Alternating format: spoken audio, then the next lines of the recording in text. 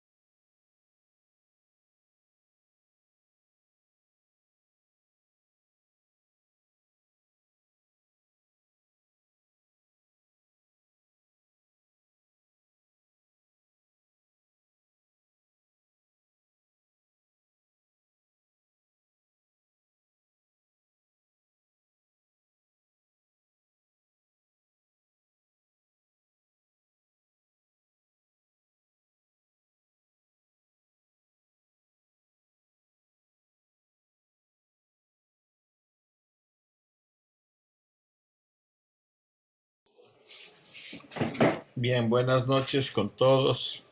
Empecemos. Esperemos que el resto de compañeros ya se conecten en el transcurso del curso.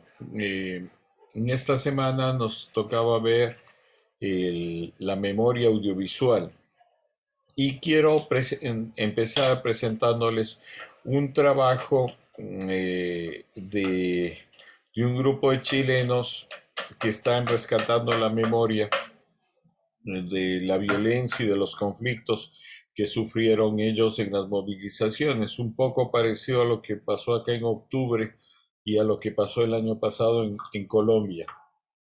Entonces, veamos estas imágenes y continuamos con la clase.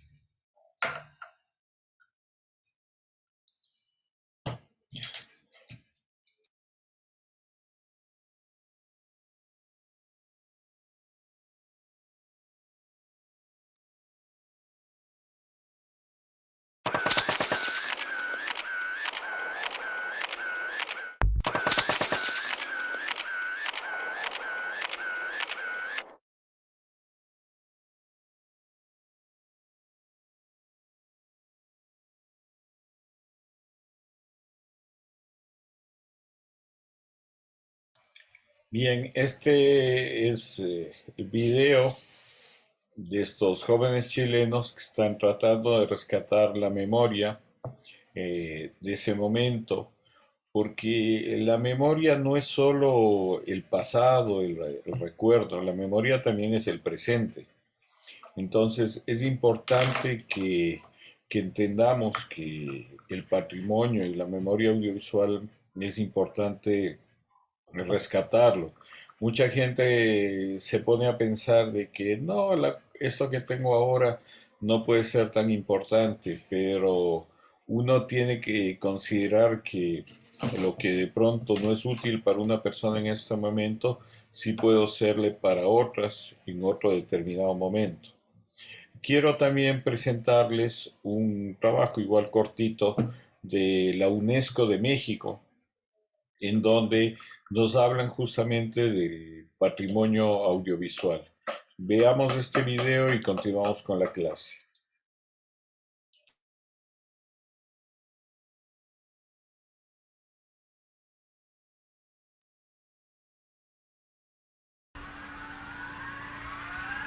Un recuerdo bello.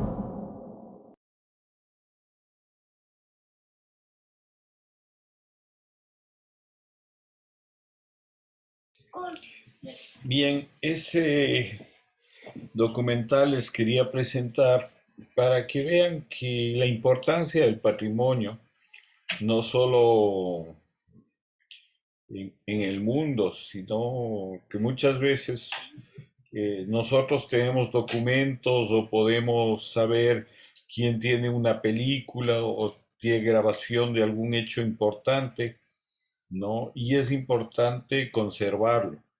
Muchas veces uno va acumulando en su casa muchas películas, muchos documentos, que después de un tiempo no sabe qué hacer con ellos.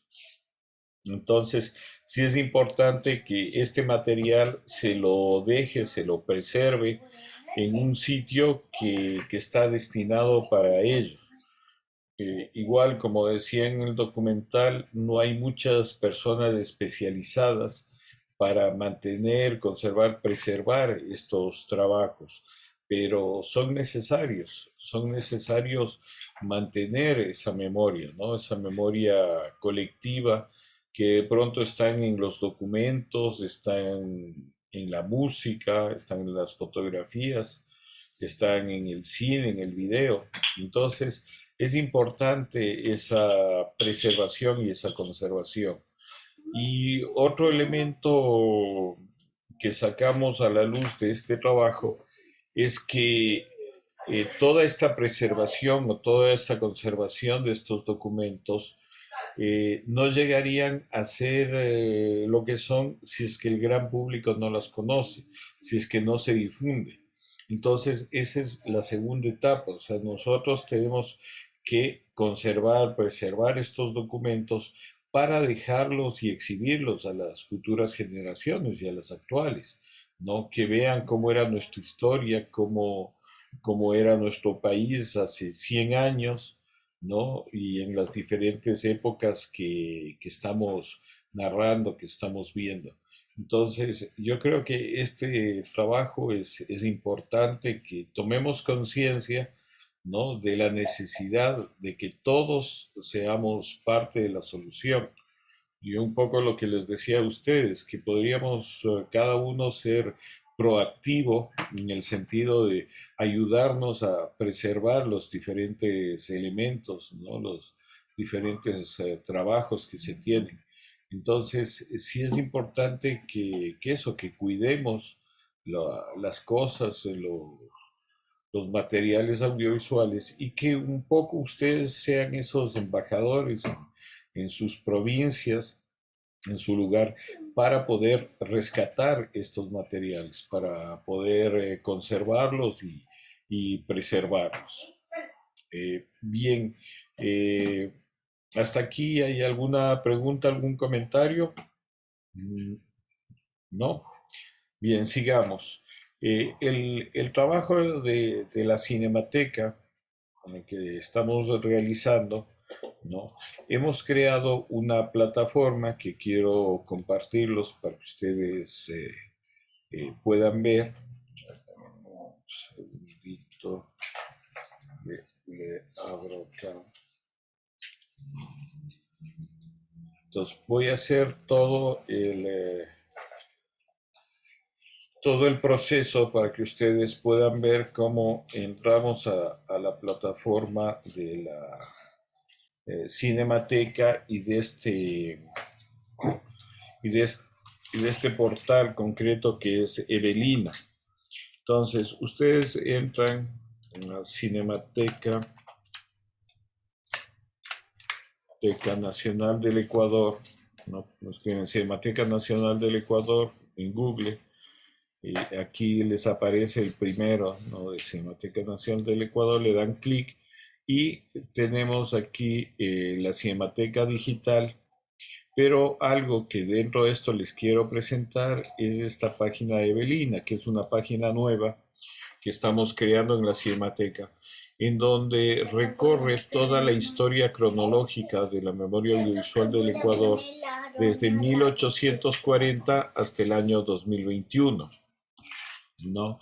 Aquí ustedes se pueden dar cuenta, por ejemplo, que hay un trabajo de investigación de Fernando Mieles, cineasta de Guayaquil, sobre Gustavo Valle, un cineasta que comenzó a hacer producciones en los años 70, 80. Fernando Mieles hizo una película que se llama Descartes, sobre justamente el trabajo de este. Si ustedes le dan clic ahí, vamos a la película de Descartes de Fernando Mieles, en donde hay entrevistas a varios personajes que hablan del trabajo de Gustavo Valle, ¿no? Entonces, eh, como ven, este portal de la Cinemateca es bastante interactivo, ¿no? Está marcado por las diferentes épocas. Por ejemplo, en el primero tenemos una cronología que va desde 1840 hasta 1904, ¿no? Todo lo que pasó en esos 24 años hasta la entrada del cine al Ecuador, o sea, cómo se fue desarrollando la cinematografía a nivel mundial y qué pasaba en esa época en el Ecuador, los diferentes acontecimientos, ¿no? Se va comparando lo que pasaba a nivel mundial, a nivel de América Latina y lo que pasaba acá en el Ecuador, ¿no? De esa época no conservamos ningún tipo de filmación, ¿no? Eh, pero ya tenemos una segunda etapa que va de 1906 a 1923, ¿no? En esta etapa sí hubieron filmaciones, ¿no? Y también la entrada del primer cinematógrafo acá al Ecuador, que es en 1906, como lo registra el comercio, ¿no? La primera proyección que se hizo fue el 7 de julio de 1906 en el Teatro Sucre, ¿no? Valenti era un comerciante italiano que estaba por Centroamérica y que vino acá al Ecuador y fue el primero que trajo un aparato de estos de proyección y proyectó las primeras películas, ¿no? Aquí en el país.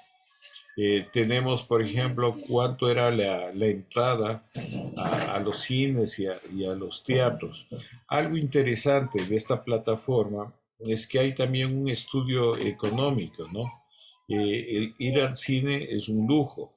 El salario mínimo en el Ecuador es alrededor de $19 por día en el año 2021 y una entrada al cine cuesta aproximadamente $5. En 1906, el jornal de un peón cacaotero estaba cotizado en 60 centavos de sucre y una entrada al teatro costaba 50 centavos. Entonces, como ven, hay todo este análisis que les puede servir eh, para la gente que quiere investigar un poco más o también para los profesores, ¿no? Que quieren apoyarse en estas plataformas para dar clases a sus estudiantes, ¿no? Entonces, aquí está desarrollado todo lo que pasó en esos años con respecto al cine y al audiovisual en el Ecuador.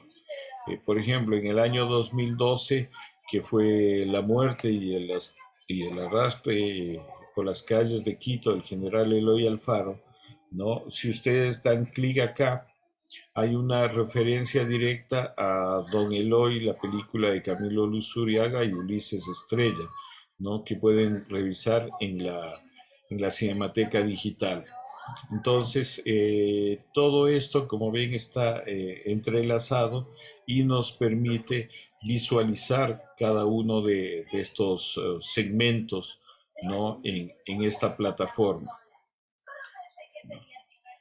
También dentro de esta cronología del cine ecuatoriano, ¿no? Está esta mujer, no, perdón, esta es una de las actrices norteamericanas, ¿no? De las películas que llegaban al Ecuador, ¿no? Esta filmación, si es del Ecuador, tenemos fotograma de, de la productora estos Ambos Mundos, ¿no? que filmó. Entonces, aquí filmó las fiestas del centenario del 24 de mayo y nosotros podemos acceder a este material, ¿no? que ya está subido en la Cinemateca. Creo que parte de estos trabajos yo ya los he enseñado a ustedes, pero les hago conocer más en detalle, ¿no? Cómo ustedes pueden acceder a todo este material. Y esta cronología y este material del cine ecuatoriano, ¿no? Se lo puede ir actualizando. La idea, como les digo, es que ustedes sean partícipes también de esto, ¿no? Aquí ya hay las primeras ficciones, está Augusto San Miguel, el primer cineasta, aquí está lo del Tesoro de Atahualpa, ¿no? Estaban el equipo de producción, pero lamentablemente no se encuentran las películas. Esta es la primera actriz ecuatoriana, Evelina Macías, y justamente en homenaje a ella es que se puso esta plataforma como Evelina, ¿no? Aquí tenemos Álvarez y Cruz fueron una de las primeras productoras aquí en el Ecuador, y filmaban con una cámara de 9.5 milímetros, que eran como unas cámaras caseras, ¿no? Entonces nosotros podemos ver toda esta cronología, también El Terror de la Frontera, que es la primera ficción ecuatoriana, todo eso está recogido y se lo puede ver. Entonces, la idea de mantener este archivo es que este archivo sea un archivo vivo, en el sentido de que todos ustedes pueden contribuir a que este archivo siga creciendo. Como les decía, muchas producciones actuales, la gente cree que no son importantes, pero no, al contrario, son muy importantes, ¿no? Y hay que seguirles manteniendo, hay que seguirles conservando esas producciones, porque lo que de pronto en estos momentos ustedes no creen importantes, pasado un tiempo, sí es importante para otra gente. Entonces, eso tenemos que mantenerlo, preservarlo, y es un poco una tarea de todos hacer este trabajo. Bien, hasta aquí, ¿hay alguna pregunta, algún comentario que quisieran hacer sobre esto, sobre el archivo, sobre la memoria audiovisual? Sí, vamos con Marvin, por favor. Sí, gracias, Carlos. Igual, buenas noches, compañeros. Sí, creo que es importante todo el trabajo que está haciendo la Cinemateca Nacional, cabe recalcarlo, y también es agradable que hayan recopilado y hayan puesto allí este documental de Fernando Mieles, que he tenido el gusto de verlo. Me agrada mucho por el hecho de que, entre comillas, es un documental de una persona que en esa actualidad en la cual fue realizado el documental era un don nadie, era un fotógrafo, pero que en su época de joven pues había sido todo un director empírico y guionista empírico que se llevó los mejores galardones de los festivales que había en Guayaquil. Y creo que así existen muchas otras personas a nivel de todo el Ecuador que han ido trabajando dentro de la cinematografía, a veces impulsados por el tema de la fotografía, porque su papá, porque su tío era fotógrafo, a veces de parque, y de esa manera pues tienen tal vez ellos los mejores registros de cada una de las ciudades de aquí del Ecuador, y ver que la Cinemateca está tomando en consideración estos trabajos, pues es muy relevante, y creo que, como lo ha mencionado usted, pues cada uno de nosotros podemos hacer algo, podemos igual recopilar información, buscarla tal vez, como lo decía en la clase pasada, el ver tal vez personas ya mayores que puedan tener información. Inclusive yo mismo estaba buscando dentro de la institución en la cual laboro en un colegio, y vi por ahí algunos VHS, algunos Betamax. Entonces estoy intentando ver si existe alguna información que pueda servir. A veces a uno mismo como maestro, el mostrar estas realidades que eran anteriores a nuestros tiempos, a nuestros alumnos, que obviamente son unas generaciones menores, pues es agradable contarles cómo era la ciudad, cómo eran tal vez las acciones que se desarrollaban en aquel momento, el tema de inclusive los cortejos de enamorados, tantas cosas. Es interesante poderles mostrar y de esa manera cultivar nuestra propia identidad, cultivar nuestra cultura, porque mucho de ello a veces no es valorado, pero es por el desconocimiento. No podemos valorar algo que desconocemos, y también creo que eso es imprescindible dentro del trabajo de cualquier cineasta, el hecho de que nos están regalando un poco de la memoria para nuestra generación y las venideras. Eso nomás quería agregar.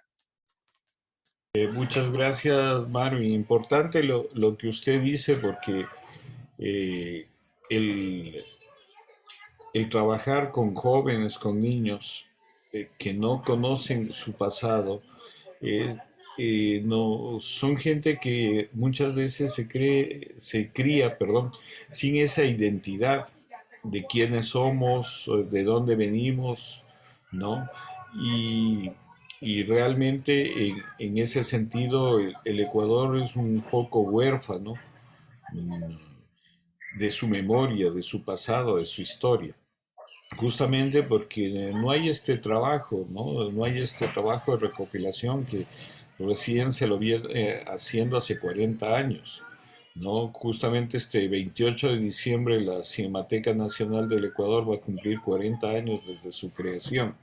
Entonces es muy poco tiempo, ¿no? De toda la historia que hay. Si el cine se creó hace más de 100 años, imagínense, recién hace 40 años, por iniciativa de una persona, de Ulises Estrella, se creó esto que en estos momentos se convierte en el acervo audiovisual de memoria más importante del Ecuador, y estamos trabajando en eso. Entonces, también lo que les digo, este material, ustedes son muchos de ustedes docentes o que trabajan con jóvenes, les puede servir para sus clases, para apoyarse didácticamente en cómo era el Ecuador con esto que estamos creando. Y también algo que dijo usted, que es muy importante, que ustedes nos ayuden a recopilar este material. Ustedes en sus provincias pueden ver quién conserva un archivo fotográfico, un archivo sonoro, un archivo audiovisual. Entonces, ir recopilando esta información es muy importante, ¿no? En uno de los grupos anteriores me planteaban que, por ejemplo, hay un señor que había grabado todos los años La Diablada de Pilla, pero él tiene desde hace unos más de 10 años, creo, este archivo audiovisual, pero lo quiere vender. Entonces yo le explicaba que la Casa de la Cultura como tal, no, o la Cinemateca no tiene fondos como para esto, pero se podría hacer una gestión vía Ministerio de Cultura o el mismo municipio de la ciudad, ¿no? Entonces, que de pronto el municipio, el Consejo Provincial o alguna institución le compre los archivos y done a la Cinemateca para justamente preservar, conservarlos y, como ustedes ven, catalogar y difundir este material. Entonces, hay formas de solucionar muchas veces los problemas, ¿no? De que la gente dice, ah, yo tengo un material y no quiero dar, quiero vender. Ya, pues, o sea, véndalo, pero preserve ese material para las futuras generaciones. Entonces, siempre hay forma de buscar una solución, ¿no? No sé si alguien más tiene alguna pregunta, algún otro comentario que deseen hacer, algún otro aporte. ¿No? Bueno, sigamos. Otra de las cosas que habíamos quedado con el taller es que este taller sea un poco proactivo en el sentido de que no quedarnos solo en las clases, ¿no? En las clases eh, no formales. Esto nosotros le enmarcamos justamente dentro de la educación no formal, porque nuestra educación escolástica es muy rígida, siempre hay un profesor que imparte los conocimientos a los alumnos de arriba hacia abajo. Nosotros, a través de este mecanismo del taller, tratamos de crear inclusive otra forma de conocimiento que sea más horizontal, porque en el taller aprendemos todos, aprendemos de todos los aportes, de las contribuciones de ustedes, ¿no? Y se trata de eso, de que vayamos nosotros también aportando cada uno de ustedes. Y en ese sentido habíamos quedado en hacer un cineclub virtual, que de pronto un día a la semana o un día al mes, de acuerdo a lo que vean ustedes, podamos proyectar una película, pero no solo ya entre nosotros, sino que ustedes puedan invitar amigos, familiares, estudiantes, conocidos, para eso, reunirnos a ver las películas. ¿Y cuál es la idea? Que con esto, que hagamos un cineforo, ir preparándoles a ustedes para que pronto en sus lugares, en sus sitios, vayan creando cineclubs también y vayan reproduciendo esta forma de difusión y de conocimiento del cine. Entonces, esa es una iniciativa que ya lo habíamos hablado, pero que no se ha concretado. Entonces, yo lo que les quisiera pedir es que ya vamos concretando algunas iniciativas que se han dado, como que ustedes vayan haciendo una evaluación de qué día a la semana sería mejor esta reunión del Cineforo. De pronto puede ser el fin de semana, en un horario que veamos que no afecten tampoco las labores familiares o las relaciones familiares. Entonces, hacer eso y definir a ver qué día de la semana se puede hacer eso. Otra iniciativa que surgió también en los talleres es que podamos hacer crítica cinematográfica, pero no solo escrita, sino de pronto crear un portal virtual de crítica cinematográfica y de pronto empezar con estas películas que les he mandado a revisar, ¿no? La cautiva en la selva y las tres ratas, que tienen una particularidad. Estas dos producciones son argentinas. La una fue una producción que fue filmada en Guayaquil y en Santo Domingo de los Áchilas, y la otra es una producción grabada netamente en Argentina, pero que el guión, el argumento es de Alfredo Pareja Díez Canseco, un escritor ecuatoriano.